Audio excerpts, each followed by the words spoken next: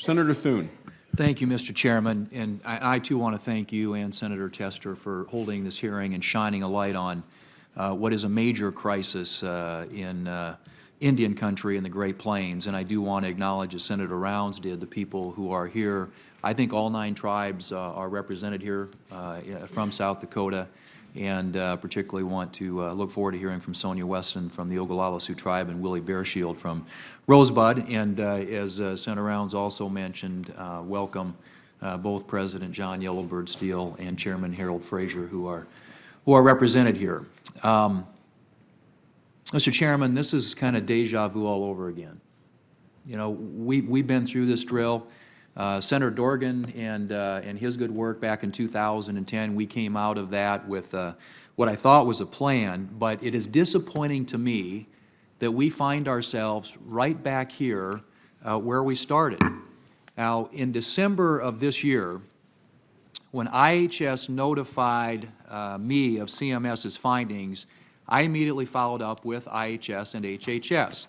So on a conference call on December 4th, between my staff and IHS, members from IHS stated that a majority of the concerns at the Rosebud facility had been addressed and abated. These statements were made merely hours before my staff was informed that the Great Plains Area Office had contacted President Kindle of the Rosebud Sioux tribe and informed him that the emergency department at the Rosebud Hospital was being closed and put on, I shouldn't say closed, but put on diversion status that following day. Now, Mr. Chairman, I would just say, how can that happen? I mean, we have a serious breakdown in communication here, or somebody is not telling the truth. And I just bring this up as an example of the continuing evidence of IHS communications issues. Just hours before the Great Plains Area IHS decision to divert patients from Rosebud's emergency department, staff in the Great Plains and at headquarters were painting a picture to congressional staff that did not match up with events and the reality on the ground.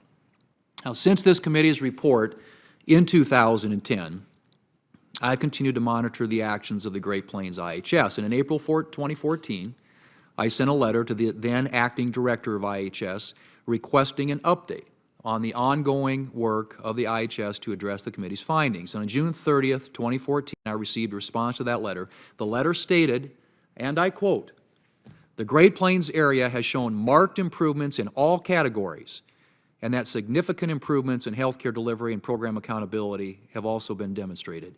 Yet here we are, a year and a half later, and one hospital in the region has had its provider agreement terminated and 2 more hospital provider agreements were placed in jeopardy.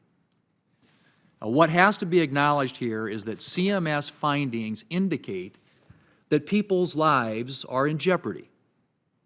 This is unacceptable. We cannot tolerate this.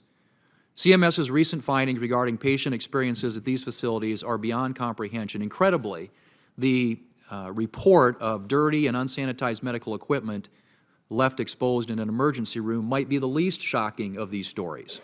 One patient who suffered from a severe head injury was incorrectly discharged from the hospital only to be called back later the same day once the test results arrived. The patient was immediately flown to another facility for care and never should have been sent home in the first place. Another facility, which has been mentioned, was in such disarray that a pregnant mother prematurely gave birth on a bathroom floor.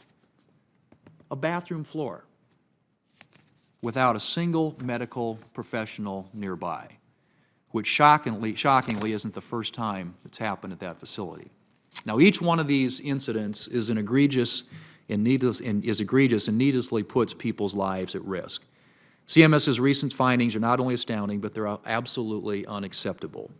These are life and death circumstances, and IHS must make fixing these recurring issues a priority. Time and again, we've had a variety of task forces, reports, and oversight commissions.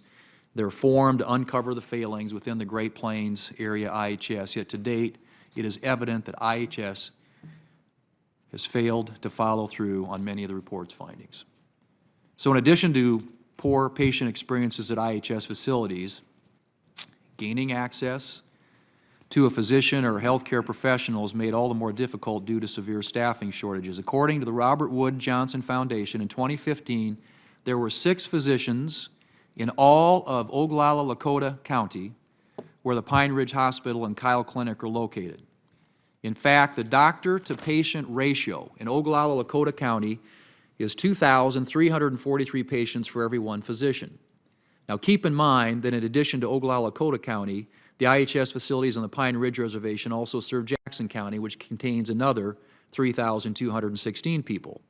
In nearby Todd County, the location of the Rosebud Sioux Reservation, in 2015, the Foundation reported that there were only 2 primary care physicians, or 4,971 patients for every 1 physician. Now, currently, to my knowledge, there are now 3 providers in Rosebud. However, there is funding for 11. Filling these positions could go a long way to ensuring that patients have access to care. Now, I just want to do this for purposes of comparison, but if you look at similarly populated counties throughout the country, they tend to have way better access to primary care physicians. For instance, Plumas County, California, which has a population of 18,859, or roughly the population of the Pine Ridge Reservation, according to the South Dakota Department of Tribal Relations, has 15 physicians, or 1,293 patients for every physician.